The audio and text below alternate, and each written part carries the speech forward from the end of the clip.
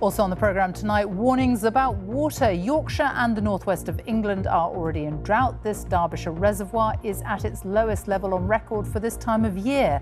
Blustery on the beach today, but a yellow health alert for parts of England from tomorrow, with temperatures due to peak at more than 30 degrees. Health alerts have been issued for most of England as temperatures are set to soar later this week. The yellow alerts, which act as a warning to the NHS, will come into force tomorrow and last until Sunday, with the highest temperatures expected to exceed 30 degrees Celsius.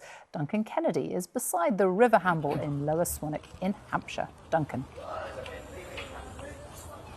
Well, Sophie, it's been a beautiful day across much of the country today. Here on the south coast, we've had temperatures of around about 25 degrees.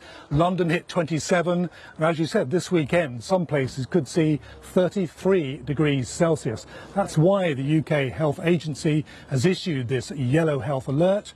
It affects 7 regions, from Yorkshire and Humber down to the southwest and the southeast. Why are they doing it? Well, it's really to alert older adults and those people with pre-existing health conditions to the problems that heat can bring. It all starts tomorrow at noon and is due to last at the moment until 6 o'clock on Sunday, although that could be extended.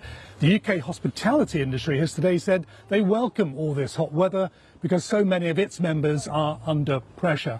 What we're not going to get, most likely, is a June record. That was actually set here in Southampton in the long hot summer of 1976, when it reached 35.6 degrees Celsius. Not likely to get that. What we are likely to get is the first official heat wave of 2025. Duncan, thank you. Well, Yorkshire and the northwest of England are already in drought following one of the driest springs on record. And this is Woodhead Reservoir in Derbyshire. It's at a record low for this time of year. The Environment Agency is warning that supplies are going to become even more scarce. It says in 30 years' time, England will face huge water shortages. Well, let's join our climate editor, Justin Rolat, who is at Woodhead Reservoir in Derbyshire. Justin.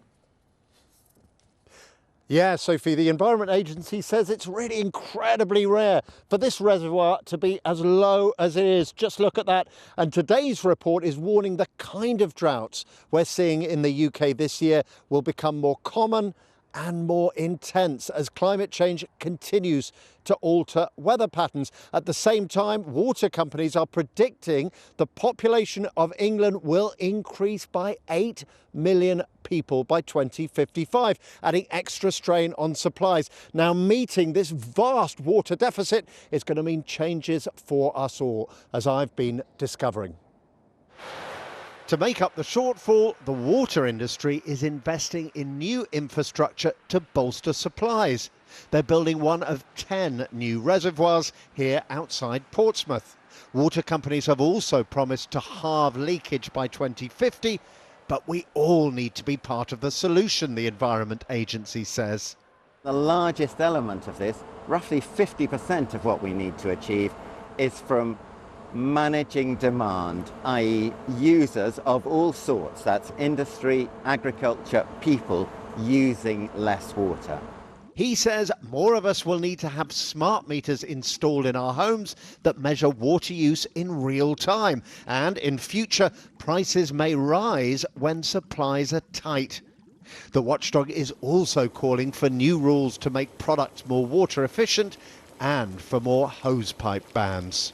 When people have a water meter, their consumption falls very considerably, from an average of 171 litres per person a day to 122 litres. So almost a 30% cut.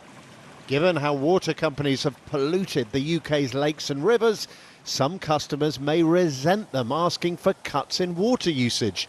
But water experts say a fundamental change in attitude is needed by all of us. We really just don't value water. We need to think about it as a really, really precious resource. Everybody should be looking after water and conserving it and thinking about what they do when they turn on the tap and when they choose not to. That's because the less water we all use, the less we need to take from our rivers, helping protect some of this country's most beautiful places. Justin Rolat, BBC News, Derbyshire.